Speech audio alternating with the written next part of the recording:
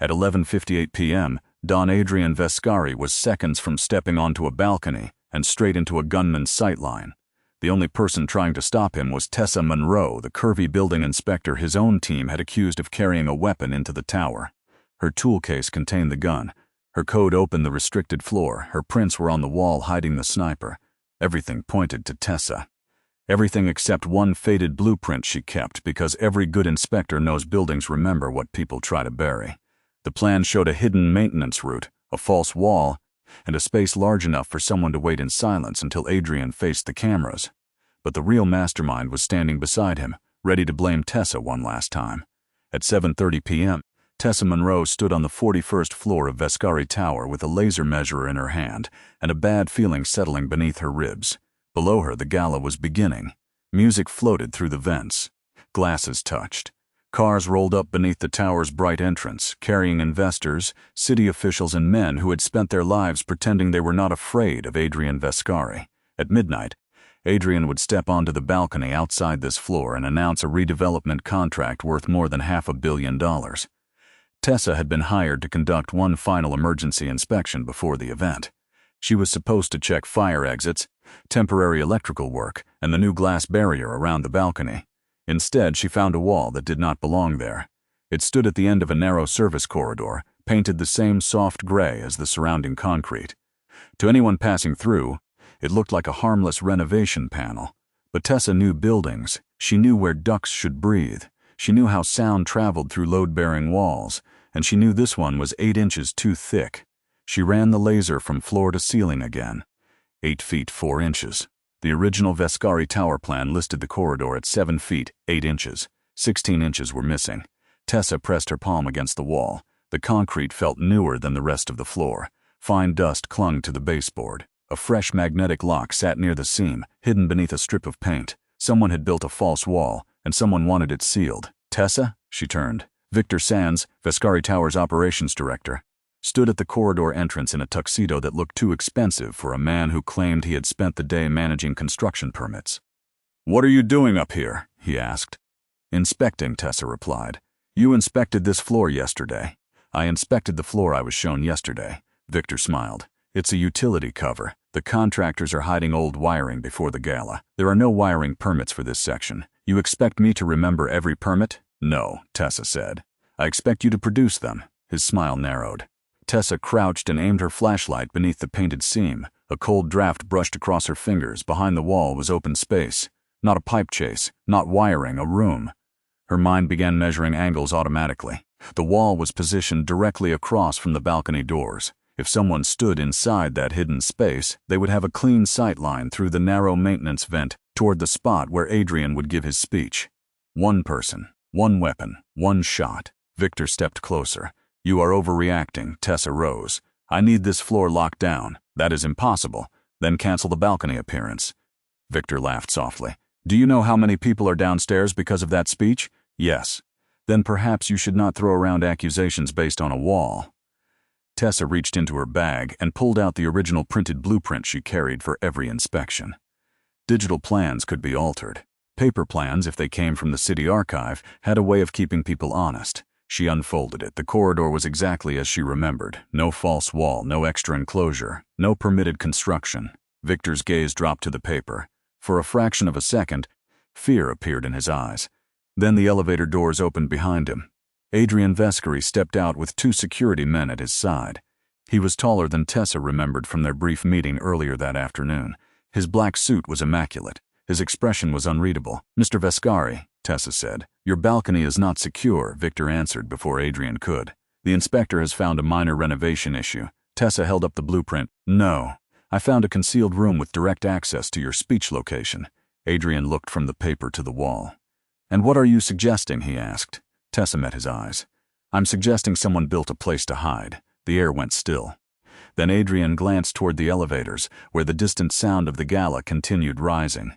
"We do not shut down my event over an assumption," he said.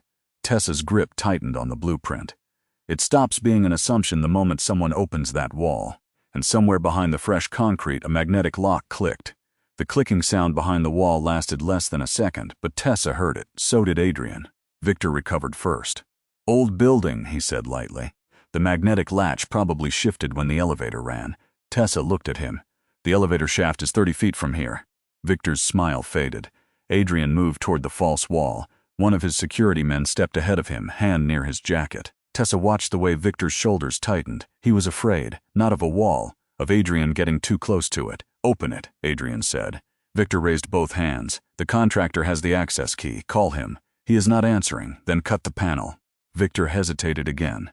Tessa pulled her compact laser scanner from her tool case. "You don't need to damage it. I can scan the interior cavity through the seam." Adrian looked at her. "Can you tell me what is behind it?" "I can tell you whether someone has built a room where no room should be." Victor gave a short laugh. "This is ridiculous." Tessa ignored him and knelt beside the seam. She set the scanner against the wall. The device pulsed. A wireframe image began forming on its small screen. Concrete shell, metal brace, empty cavity, then a shape near the back, long, thin, angled toward the balcony vent. Tessa's stomach tightened. "It is not wiring," she said. Adrian looked down at the screen. "What is it?" "I need a clearer scan." Victor stepped forward. "No, this floor is restricted. She has no authorization to run equipment against structural panels." "She is the inspector," Adrian said. "She was hired for a safety check, not to breach private systems." Tessa rose slowly. "The lock on this wall was installed this week. There is fresh dust inside the seam, and the structure behind it has a direct sightline to your balcony." The hallway fell quiet. Adrian's gaze moved from the scanner to Victor. "Why was I not told about this?" Victor answered quickly. "Because it is a temporary service enclosure. My team has been handling dozens of last-minute renovations. Show me the permit." Victor checked his phone. Nothing. Then he looked toward Tessa's tool bag resting beside the corridor wall. "Before we assume anything," he said, "perhaps we should ask why she is so determined to access a restricted floor."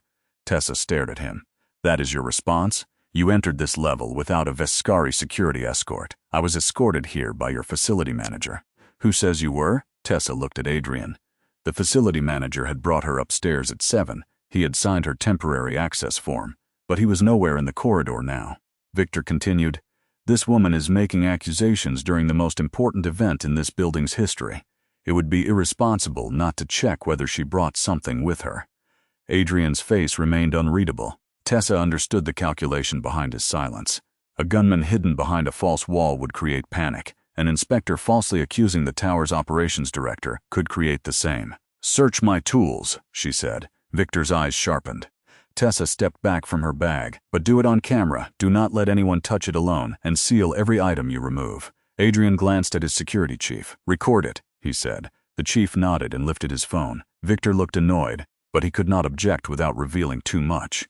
One guard opened Tessa's tool case, laser scanner, measuring tape, thermometer, hard hat, gloves. Then, beneath the foam insert that held her equipment, the guard went still. He reached into the case and lifted out a handgun. The corridor seemed to lose all sound. Tessa did not move. The gun was black, compact, and wiped clean. She had never seen it before. Victor exhaled softly. "Now," he said, "this makes more sense." Adrian looked at the weapon, then at Tessa. For the first time, doubt entered his eyes. Tessa forced herself to keep breathing. "That is not mine. Your case," Victor said. "Your access code, your equipment." "My case was in the engineering office for 20 minutes while I checked the elevator logs." Victor turned to Adrian. "We cannot let her leave this floor." Tessa looked directly at Adrian. "If you lock me up because someone planted a gun in my tools, you are giving the person behind that wall exactly what they want." Adrian's jaw tightened, but his security men had already stepped between Tessa and the elevator, and somewhere behind the false wall, the magnetic lock clicked for a second time. By 8:40 p.m., Tessa Monroe was seated in a security room on the 41st floor. The false wall was still standing, the balcony was still unsealed, and the gun from her tool case sat in a clear evidence bag on the table between her and Adrian Vescari. Victor Sands stood beside the door, immaculate and calm. That bothered Tessa more than the weapon. A man who believed a gun had just been found inside an inspector's case should have looked shocked. Victor looked prepared. "The serial number has been filed off," the security chief said. "No registered owner yet." Tessa leaned forward. "Check the barrel." The chief looked at her. "Why?" "Because whoever planted it wanted it to be found. That means they needed it clean, but they may not have had time to remove every trace of manufacturing residue." Victor's expression barely changed. "Interesting," he said. "She knows a lot about weapons." Tessa turned toward him. "I know a lot about people trying to make a story sound simple." Adrian remained silent. The security chief opened the evidence bag with gloved hands and examined the weapon. A faint pale smear marked the underside of the grip. "Lubricant," he said. Tessa shook her head. "Not gun oil. You can tell from there?" "I can tell from the color. It is industrial equipment solvent, the kind used on magnetic locks and maintenance lifts." Victor folded his arms. "That proves nothing. It proves the person who handled that gun had access to building equipment." Adrian's eyes moved to Victor. The shift was small, but Tessa saw it. Victor recovered quickly. "Every maintenance worker in this tower has access to solvent. Then test it," Tessa said. "And test my hands, my gloves, my sleeves. If I place that weapon in my own case, residue should be on me too." The security chief looked to Adrian. Adrian nodded. A forensic swab was taken from Tessa's hands, gloves, and jacket cuff. She sat still while they did it, though every instinct in her told her to stand, to argue, to force Adrian back to the false wall before someone behind it moved again. Instead, she watched the security screen mounted on the wall. The camera feed from the restricted corridor played in silence. At 7:18, Tessa entered with the facility manager. At 7:23, she knelt near the false wall. At 7:27, the elevator doors opened and Victor arrived. Then the feed glitched. 7 seconds of black. When the image returned, Tessa was standing beside her tool case. Victor pointed toward the screen. "There," he said. "She had time alone." "No," Tessa replied. "I had 7 seconds missing." The security chief frowned. Tessa pointed at the timestamp. "The elevator camera should be on a separate circuit. Pull it." Victor's jaw tightened. Adrian said, "Do it." The chief called the control room. A minute later, he listened to an answer through his earpiece. His face changed. "The elevator feed was manually overwritten," he said, "by an administrator account." Victor gave a short, irritated laugh. "Someone is clearly manipulating the system." Tessa looked at him. "You seem less surprised every time the system breaks in your favor." Victor's eyes went cold. A guard entered, carrying a printed access log. "Mr. Vescari," he said. Monroe's inspection badge opened the restricted corridor at 6:56 p.m. Tessa stared at the page. She had not arrived at the tower until 7:12. "That is false." "The system says otherwise," Victor replied. "It says someone cloned my code." Adrian looked down at the access log. The evidence was becoming a wall around him, a gun in her case, her badge on the door, her presence near the hidden room. Tessa understood why he doubted her. That did not make it easier to forgive. "Search the gun for fingerprints," she said, "not just the grip. The trigger guard, the magazine release, the foam insert from my case." Victor smiled faintly. "You are very confident." "No," Tessa said. "I am angry." The security chief returned to the table with another evidence envelope. "Print results," he said. He opened it. Tessa's fingerprints were on the foam insert. Of course they were. It was her tool case. Then he looked at the weapon report. No usable prints. Victor exhaled slowly as if the result pained him. Adrian's gaze settled on Tessa. "I cannot ignore this," he said. "You are not ignoring it," she answered. "You are letting someone use it." The door opened again. One of Victor's men stepped inside and whispered in his ear. Victor looked toward Adrian. "We should move her off this floor," he said. "If the police arrive and find her near the balcony, this becomes a public disaster."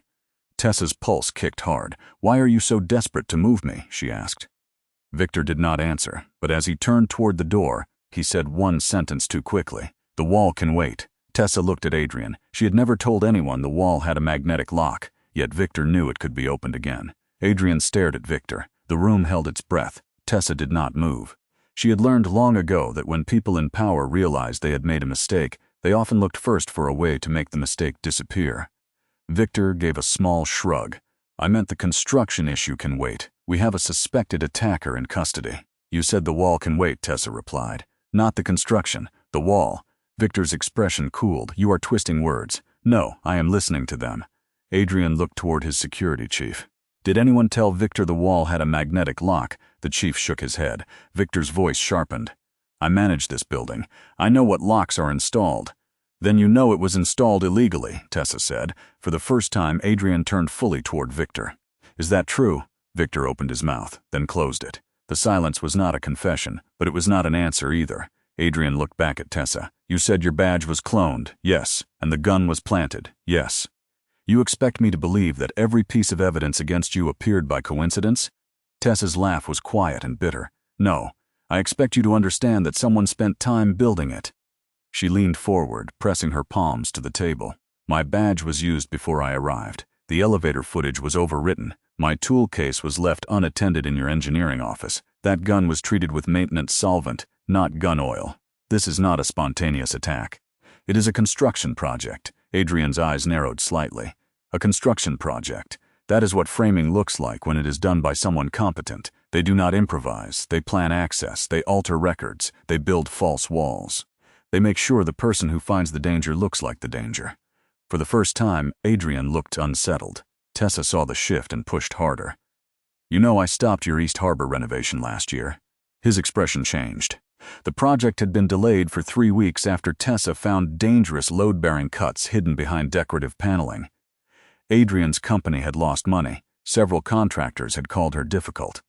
But she had refused to sign off until the repairs were real. You threatened to sue me, she said. I remember. Then why would I risk my license, my freedom, and my life to kill you in your own building? I already proved I am willing to say no to you in public. Adrian held her gaze. Victor stepped forward.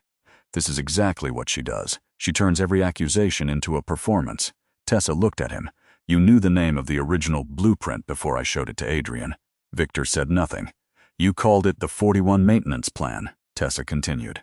That title is on the city archive copy in my bag. It is not in the digital file you altered. The security chief's eyes moved to Victor. Adrian's expression darkened. Victor recovered with a shrug. I have seen the original plans before. Then tell us where the emergency vent runs. Victor hesitated. Tessa pointed toward the security screen. Because if you design that false wall, you had to leave the vent open. A person hiding in that cavity needs air. And the vent is the only reason I could feel a draft through the seam. Victor looked at her with naked dislike. Before he could answer, a soft chime came from Tessa's confiscated phone on the evidence table. The security chief glanced at Adrian.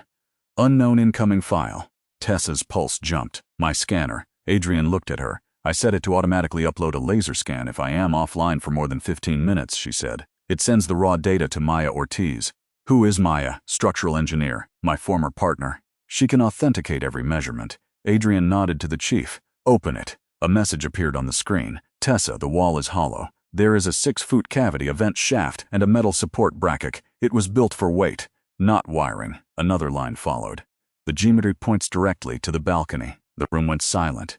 Victor moved toward the door. Enough, he said. This event is compromised. We should take Miss Monroe off-site before the police become involved. Tessa looked at Adrian. Why is he trying so hard to remove me from the only place where I can explain what he built? Adrian's gaze shifted to Victor. Stay, he said. Victor stopped. The word was quiet, but it carried authority. Tessa should have felt relief. Instead, she watched Victor's hand slip into his pocket and press something on his phone. A second later, the security lights flickered. The elevators went dark, and from somewhere beyond the locked door, a heavy panel began to slide open. The sound of the sliding panel came from the far end of the corridor, metal against concrete, slow, deliberate. Adrian's security chief moved first. Lights on, he ordered. Nothing happened. Victor's emergency signal had cut the corridor into darkness, leaving only the thin blue glow of exit signs and the pale screen of Tessa's scanner. Then the false wall opened 2 inches. A narrow line of black appeared behind it. Tessa saw the shape before anyone else did. Down, she shouted. Adrian's security chief drove him toward the floor as something struck the wall above them with a hard metallic crack. Not a gunshot, a test strike, a rifle barrel tapping against concrete. The guards drew their weapons. One moved toward the hallway. Tessa grabbed his sleeve. Do not go straight at it. He turned on her. Why? Because the cavity has only one entrance from this side. If the shooter has been there all night, he knows exactly where you will stand. Adrian looked at Tessa. What is the other way in? She opened the original blueprint on the floor. The paper shook once in the weak light, then steadied beneath her hands. Here, she said, tracing a thin line with her finger. An old fire suppression crawl space behind the elevator bank. It was sealed during the renovation, but the original structure still connects to the cavity. Victor stepped closer. That passage was filled years ago. Tessa looked up. No, it was capped. There is a difference. She pointed to the measurement notation. If it had been filled, the wall would be load-bearing. It is not. That is why the new panel needed an external brace. The security chief spoke into his radio. Send a team to the elevator crawl space. Victor reached for his phone. Adrian caught his wrist. No calls, Adrian said. Victor met his eyes. You are making a mistake. No, Adrian replied. I made one when I let you control this floor. The words landed hard. The security chief led Adrian and Tessa through a side service door before the gunman could reposition. They moved down 2 flights through the emergency stairwell, then into the tower's design archive, a glass-walled room lined with scale models and framed blueprints. At 10 p.m., the gala still continued 30 floors below. No announcement had been made. Adrian could not evacuate the building without proof. A panic in a crowded tower would give the gunman cover, ruin the deal, and potentially trap hundreds of guests in stairwells. But now he no longer doubted Tessa. Not completely, that mattered. The security chief placed a maintenance tablet on the archive table. "We found the crawlspace entry," he said. It was not filled. Someone installed a removable steel plate over it. "Can your team reach the cavity?" Adrian asked. "Not without alerting whoever is inside." Tessa studied the tablet display. A building model rotated slowly on the screen, then she saw it. "Wait." She pulled the original paper blueprint closer and compared it with the digital version. The official design showed a single ventilation duct feeding the balcony cavity. The original plan showed two. One had been erased from the digital file. "That is not just a hiding place," she said. Adrian moved beside her. "What is it?" "A shooting position with an escape route. The second duct runs behind the mechanical room and exits through the service garage." The security chief frowned. "The garage is secured." "Then whoever built this expected someone with building access to open the route." Victor's voice came from the doorway. "I have no idea what she is talking about." Tessa looked at him. "You do. Your facilities account altered the ventilation overlay." Victor smiled faintly. "Someone cloned her inspection badge. Perhaps someone cloned my account too." Adrian's eyes narrowed. The answer was plausible. Too plausible. Tessa leaned toward the maintenance tablet. "Pull the access record for the altered file," she said. The security chief tapped through the system. A log appeared. "Gunman account. V. Sands file modified 2:13 a.m. 3 days earlier location. Vescari Tower Design Archive." Victor's face stayed calm. "Again, that proves only that someone used my login." "Not quite," Tessa said. She pointed to the lower corner of the screen. "Every archive terminal records the room's environmental sensor data with each edit: temperature, humidity, power draw. The file was changed at 2:13 in the morning." She turned toward Victor. "And your office lights were on until 2:31. The security chief looked down at another report. "Facilities camera confirms Mr. Sands entered the archive at 2:09 a.m. Victor said nothing. Tessa's breath caught. A second message appeared on the tablet. It came from Maya Ortiz. "The riffle bracket in your laser data. It was bolted using high-strength anchors from the Vescari private contractor invade." Then another line. "The contractor account is linked to a land-holding company. Buyer, Gideon Hale." Adrian went still. Gideon Hale was the rival developer competing for the harbor project. And suddenly the gunman's purpose became clear. The shot was never meant to be the end. It was meant to make Adrian's empire look unsafe, unstable, and unfit to hold the land that Hale wanted to buy. The sliding panel stopped. For a moment, no one in the design archive moved. Then Adrian's security chief spoke into his radio. "Crawlspace team, report," Static answered. Victor's face had gone pale, not with fear, with calculation. Tessa saw it. "The panel is a distraction," she said. Adrian looked at her. "The shooter is not trying to fire yet. He is checking whether we know about the cavity." The chief's radio crackled. "Crawlspace team to command. The steel plate is open. The passage is empty." Tessa closed her eyes briefly. Of course it is. The gunman had used the second ventilation route. He had abandoned the first position because Victor knew the false wall had been discovered. By now, he could be moving through the mechanical floors toward a new sightline. Adrian's security chief reached for his phone. "We evacuate the gala."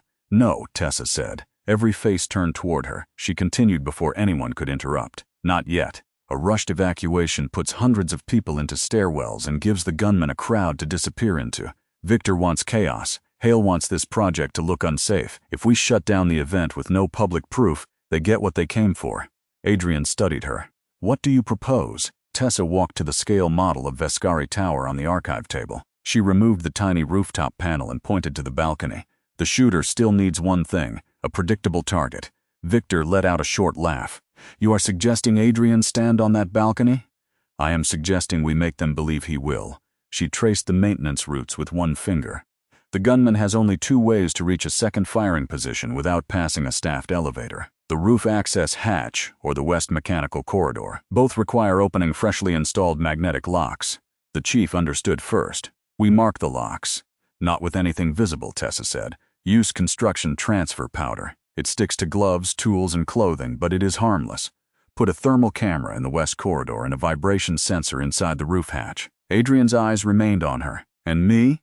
"You do not go anywhere near the balcony until we know exactly where the weapon is." Victor stepped forward. "This is madness. We should call off the speech." Tessa looked at him. You have been trying to make him do that since I found the wall. Victor's jaw clenched. Adrian raised one hand. Enough. The word cut through the room. He turned to the security chief. Follow Tessa's plan. The chief hesitated only a second. Then he nodded. As the guards left to place the sensors, Adrian remained beside Tessa. For the first time since the gun was found in her case, he stood close without someone positioned between them.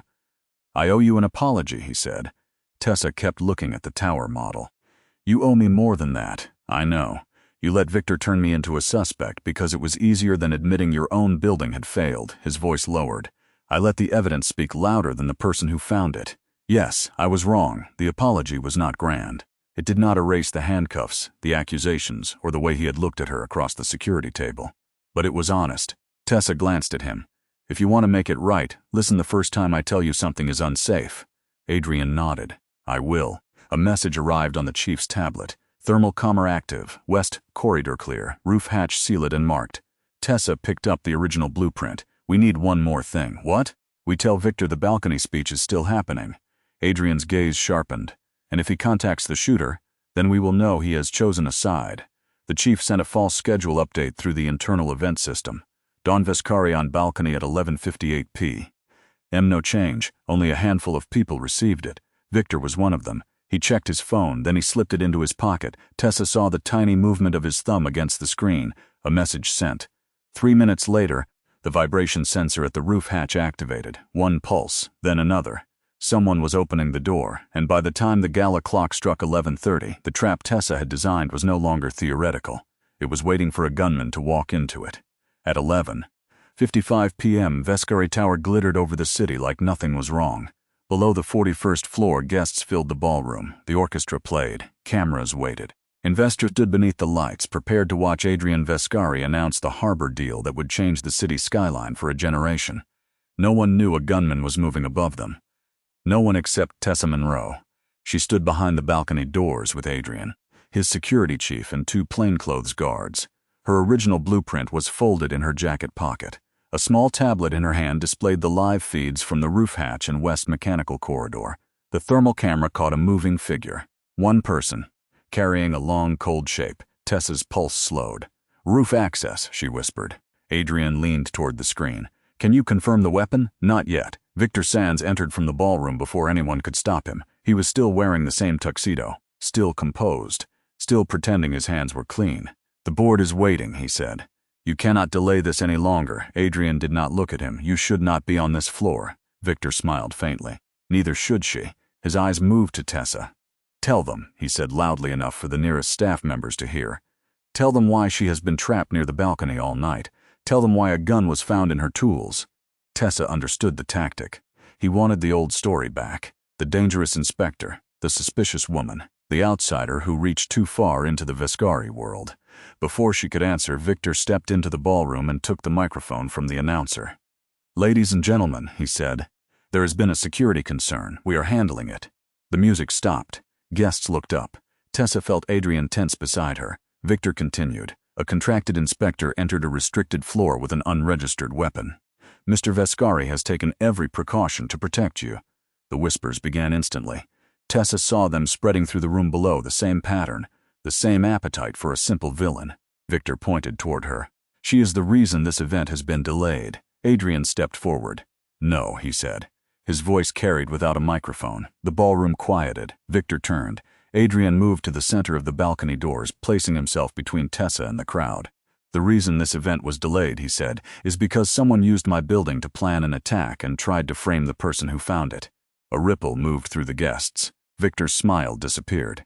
Adrian looked at Tessa. Show them. Tessa's breath caught. Not because he had given her permission, because he had trusted her with the room. She stepped toward the large presentation screen beside the ballroom stage and connected her tablet. The guests saw the original blueprint first, then the altered digital plan. Tessa pointed to the missing ventilation route. This corridor was changed without a permit. A false wall was built around a hidden firing cavity.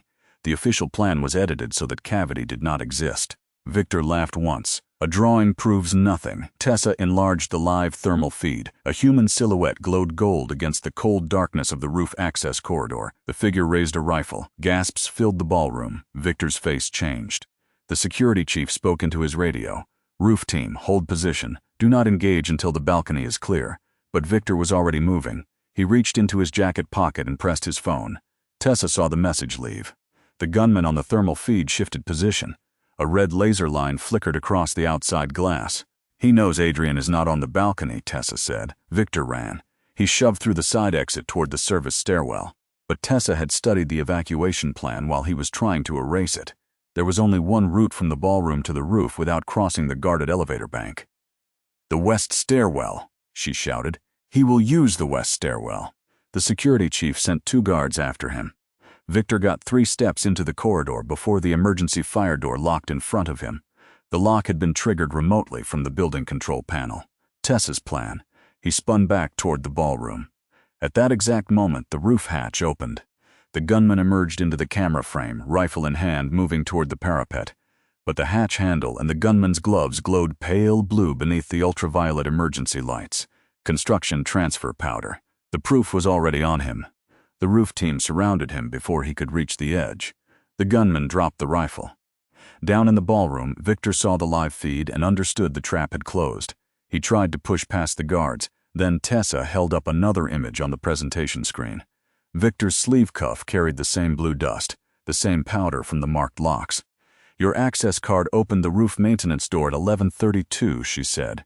"Your phone sent the shooter the false schedule, and the solvent on the gun planted in my case came from the maintenance locker assigned to you." Victor looked at the board members. "It was Hale," he said. "He paid for the project. I only made sure Adrian lost the deal." The words hung in the room. A partial confession. Not enough to save him. The security chief placed a tablet on the table beside Victor. On it were the land option agreements Maya had recovered, the altered blueprint log, the camera record showing Victor entering the archive at 2:09 a.m., and the financial transfer from Gideon Hale's shell company into Victor's private account. The board chair stood slowly. "You staged an attempted assassination in order to force a property transfer." Victor's face hardened. "I built this tower's systems, I made it run. Adrian gets credit for every structure other people hold up." Tessa looked at him. "That was your mistake." Victor turned toward her. "You thought you could embarrass me with a wall?" "No," she said. "I thought I could stop you with one." Sirens sounded below the tower, not private security, city police. The gunman was taken from the roof in restraints. Victor was led through the ballroom past the people he had tried to manipulate. And Adrian, standing beside Tessa under the lights, did not hide the truth to protect his name. He looked at the guests, the cameras, and the board. Then he said, "The inspection was right. My systems failed, and the woman I doubted saved every person in this building tonight." By 1:10 a.m. the ballroom had emptied. The city police had taken custody of Victor Sands and the gunman. Every device, blueprint, access log, and powder-marked tool was sealed in evidence bags. Maya Ortiz joined the investigation by secure call, preserving the raw laser scan and the altered file metadata before anyone could challenge its authenticity. Gideon Hale's land option company was frozen before dawn. The harbor project did not move forward that night. Adrian made sure it did not. He stood before the remaining board members and announced an immediate suspension of the contract vote. "No redevelopment deal is worth a building full of people who cannot trust its safety," he said. "Every inspection, every access control, and every security protocol will be reviewed by an independent firm. It cost him money. It cost him influence." It was also the first decision Tessa had seen him make without protecting his image first. She stood near the quiet balcony doors, holding her folded paper blueprint against her chest. The same blueprint Victor had tried to erase. The same blueprint that had saved Adrian's life. Adrian approached her slowly. He had removed his tie. His shirt collar was open, and for the first time that night he did not look like the man who owned the building. He looked like a man who had almost lost everything because he trusted the wrong person. "Tessa," he said. She looked at him. "I owe you a public apology." "You do." He nodded. A few minutes later, Adrian returned to the ballroom stage. The last staff members, the board, and several reporters remained. Tessa wanted to leave before he began, but Adrian did not call her to the front. He did not make her stand beside him as proof of his redemption. He spoke to the room instead. "Tonight, Tessa Monroe identified a lethal failure in this building. I dismissed her warning. I allowed false evidence to make me question her integrity. I allowed my operations director to use my authority to humiliate and detain her. No excuse followed, no softening language. I was wrong." The board chair lowered her eyes. The security chief stood still near the wall. Adrian continued, "Effective immediately, Vescari Properties will establish an independent safety office. It will report outside my company, with authority to halt any project without interference from operations, security, or ownership. Tessa felt the words settle inside her. Not forgiveness, but consequence. And Ms. Monroe, Adrian said, looking toward her without demanding she come closer, will be offered a partnership to design that office if she chooses. The work, its standards, and its final approval will be hers. She will have the right to decline any contract, any project, and any decision that compromises public safety. The room began to applaud. Tessa did not move for a long moment. Then she stepped forward just enough to be heard. "I will review the terms with my own counsel," she said. Adrian's expression softened. "That is exactly what you should do." By 2 o'clock, the reporters had left. The board had dispersed. The sky beyond the tower windows began to turn pale gray. Tessa went to the rooftop alone. The wind was cold, but the city below looked peaceful from that height. Streetlights reflected in the river. Construction cranes stood still against the horizon. A few minutes later, the rooftop door opened. Adrian stepped out carrying 2 sealed cups. Tessa looked at them warily. "Coffee," he said, "from the lobby cafe. I watched them make it." That pulled the smallest smile from her. He set 1 cup on the ledge beside her. "I won't ask you to forgive me tonight," he said. "Good. I won't ask you to accept the partnership. Also good." He nodded. "But I would like to know you outside this tower, outside a crisis, outside every reason you have to mistrust me." Tessa looked over the edge at the city waking below them. "I spent my career telling people not to build on cracked foundations," she said. "I know. Sometimes the right choice is to tear it down. I know." She turned toward him. "And sometimes, if the damage is faced honestly, you reinforce it before anyone gets hurt again." Adrian waited. Tessa picked up the coffee cup. "Tomorrow," she said, "you can meet me at a diner I choose. No bodyguards, no board members, no business proposal." His smile was quiet. "Tomorrow," he agreed. Tessa lifted her cup toward the dawn. The tower behind them was still standing, but now, for the first time, it had a chance to become something safer than a monument to one man's power. And whether Adrian Vescari earned a place in the life she built next, that would be Tessa's decision alone.